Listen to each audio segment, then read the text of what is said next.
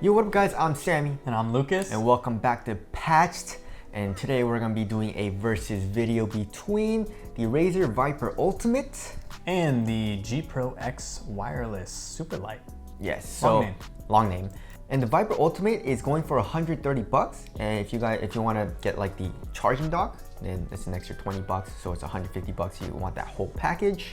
And the G Pro Wireless X Superlight Mega Ultra Free Thinking Mouse is $150. Or when it gets back ordered and they price gouge, it's $240 on the website. Exactly. So if you guys want to get either of these mice, we'll try to leave a link in the description box because the Superlight is very, very hard to get. They're both wireless and they're both very, very popular mice. So we're going to be doing a comparison right now. And let's get it started off with the shape. So the Viper Ultimate is a good amount lower, you know, a lot lower profile, especially here in the middle of the mouse, you know, where the arch is basically. I would say the overall shape is very similar because like it's a really like symmetrical shape, you know, it's just like it curves up, the apex or like the highest point, the arch is at the middle of the mouse and then it like kind of comes down. Same thing with the G Pro, you know, but like the Viper Ultimate is just lower where the arch is, and I would say it's a little bit wider. But the G Pro is still really, really nice. I actually have like no issues using fingertip grip or claw grip with the G Pro. So yeah, it's really one of those things of it's gonna come down a lot to a matter of preference, which it always does with mice. Whether you like a lower profile mouse or whether you like a higher profile, because again, the arch is pretty much dead center on both of these guys. It's just the Razer Viper. Has a little bit more going in terms of like ergonomics with the buttons being sort of concaved out there, and then the grips on the side, which is why it's so shocking that such a uniform looking and then such a sleek sort of design mouse like this one fits in your hand so well, because it doesn't seem like it's molded to your hand, but then it is. So it's one of those things, it's really gonna come down to preference for a lot of people. Exactly, and if you palm grip, I mean the Viper Ultimate isn't terrible because it's still a fairly high arch. And it's like in the middle, you know, like most fingertip grip mice, the arch is like way more toward the back. So I mean, palm grip still is pretty damn nice for the Viper Ultimate, but the G Pro it has a higher arch, so it fills up your hand a little bit better. So it just feels better for palm grip. So if you palm grip, I would recommend the G Pro. All right, as far as the buttons go, I would say the G Pro just feels way better. The Viper Ultimate, as you guys know, the Razer like switches don't feel that nice. They feel like borderline mushy. The G Pro still doesn't feel like as good as the XM1 in my opinion. The XM1 and like the Ultralight 2 have really, really hard clicks and I really like those, but the G Pro just still is better in my opinion than the Viper Ultimate for the mouse 1 and 2 clicks. Yeah, for the clicks, the feel of them, definitely mouse 1 and 2, so much better. Yes. So much better. Razer just feels mushy, and again, yes, they're optical, so if you're like a hyper nerd about optical stuff, again, the technology's cool, but it's just, I don't know, I don't feel the difference. As far as the side buttons go, so I feel like the Viper Ultimate is better because there are right side buttons, you know, and they're both ambidextrous shapes. But as far as the actual buttons go for clicks, the G Pro is better. It protrudes out a lot more and it's easier to press. The Viper Ultimate, it's a little bit more recessed into the chassis, so it's a little bit harder to click. The only thing that the Razer Viper Ultimate has in terms of side buttons that is better than the G Pro Wireless is the quantity. Yes. They have 4 as opposed to 2. These things are practically recessed into the chassis. They suck. I hate them wholeheartedly. G Pro Wireless, so much better. You can actually press them. But again, I do miss the ones on this side from the original G Pro Wireless, the non-Superlight version. I wish they were on there, but I see why they did it for just to make the weight a little bit lighter. All right, as far as the scroll wheel goes, the Viper Ultimate actually feels better for me personally because I like to have very hard steps. G Pro is, I would say, a good middle ground between like a very hard like stop and then like a very smooth scroll wheel. So if you like a little bit more like average, now you know, go with the G Pro, but the Viper Ultimate has really, really hard like steps. So yeah, the buttons on the G Pro X Superlight Ultimate is way better. Yep, absolutely. I agree with that. And especially the statement on the scroll wheel.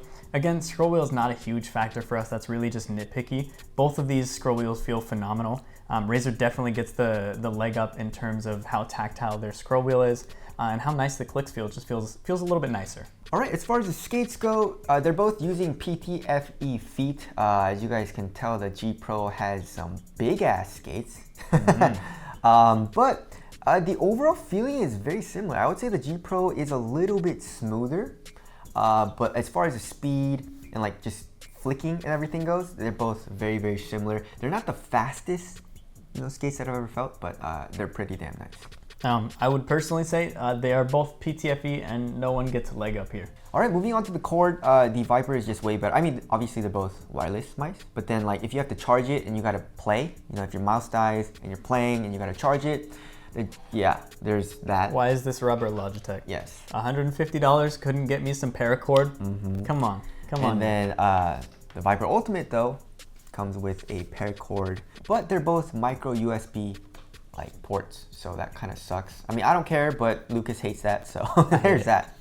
Also here on the bottom of the mouse, you can store your USB-A dongle, right? That's what receiver. You can store your USB receiver, on both of the mice, which is really, really cool. It's a little bit smaller on the Viper Ultimate, but it essentially does the same thing. But also another cool thing about the Viper Ultimate is that you can charge it on that dock, so it just, when you're done, you got to charge your mouse, you just place it on the dock, super easy. It looks really cool as well.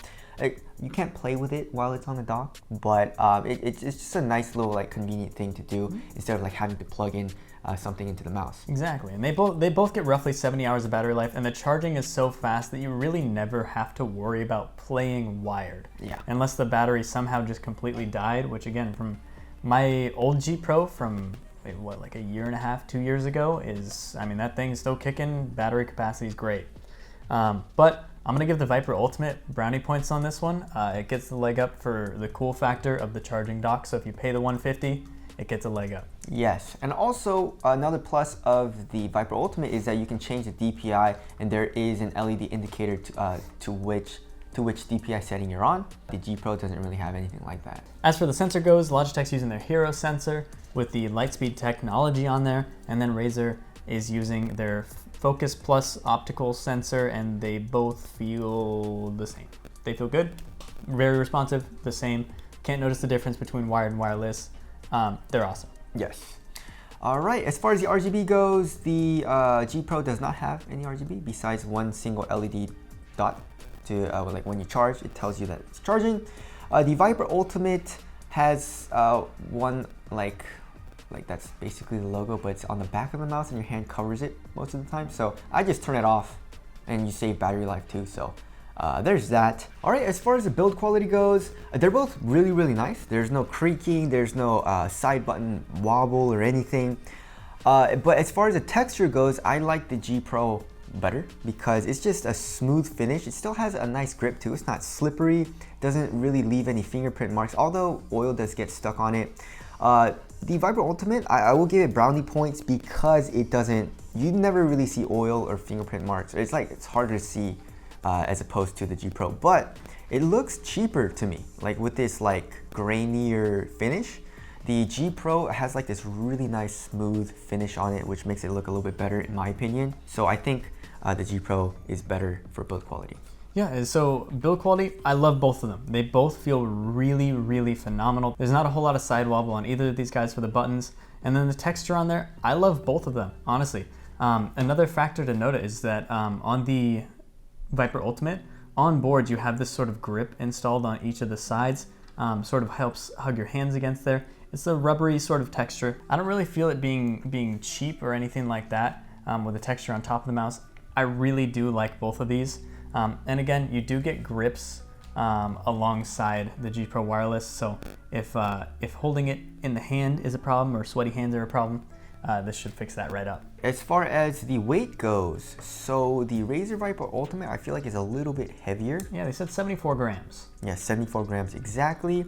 The G Pro is actually lighter. Yeah, they said 65. Yeah, 65, but it's actually 61 grams on my scale. So 13 grams, and yeah, you can definitely feel that, it feels a little bit lighter for the G Pro, but like I said, it fills up your hand a little bit more, so it feels a little bit like bulkier, you know what I'm saying?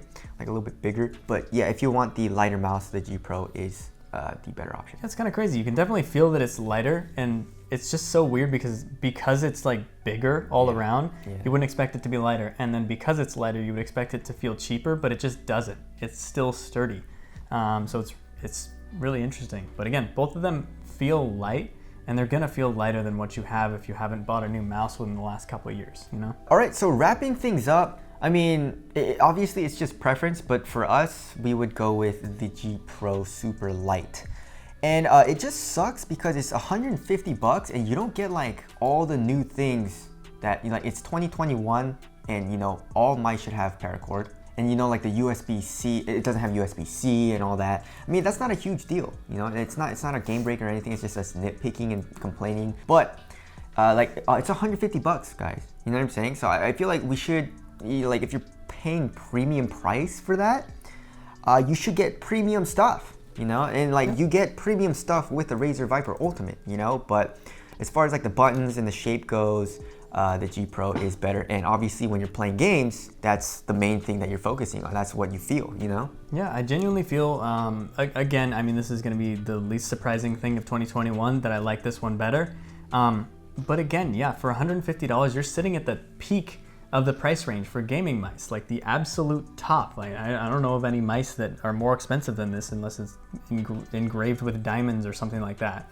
But this guy, again, I miss the side buttons on here. I'd like to see USB, and that's a personal thing of mine. I need to get over it, I know. And then paracord for $150, please, paracord, Logitech. Hello? I feel like it's a double-edged sword in the sense that you're getting the improvement of the lighter weight and the PTFE feet, and great battery life. You're getting the grip tape on there, but also you're removing side buttons, and then you're still getting a trash cable for this. So it's like, it's just, I don't know, it kind of sucks in that manner, but still, I would give it the edge over the Viper Ultimate any day of the week. Yes, so anyways, that about concludes our versus video. Again, if you guys want to cop either of these mice, we'll try to leave links below. But that's it. Thank you guys for watching, and we'll see you guys next one. See you in the next one.